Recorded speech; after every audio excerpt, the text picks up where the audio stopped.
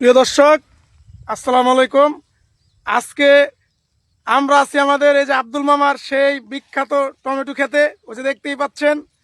আপনারা যারা মনে করেন যে ভাবেন যে কৃষিতে লাভ নাই, তারা ভাই আসলে বুকার শহরে বাস করতেছেন। কৃষিতে প্রচুর পরিমাণ লাভ ভাই।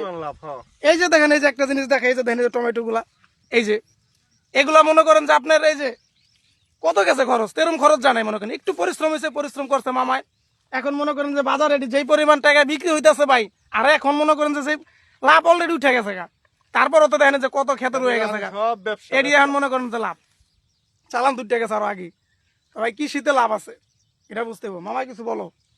হ্যাঁ, আমি মনে করি যারা তরুণ প্রজন্ম আছে, কাজের লিগা, যারা চাকরির লিগা বিভিন্ন দ্বার প্রান্ত ঘুরে না ঘুরে নিজের মেধা খাটিয়ে বিভিন্ন কর্মসংস্থান গড়ে তোলা, নিজে উদ্যোগ নেওয়া, এসব কাজ করলে আমরা দেশ ও দেশের জাতির জন্য মামা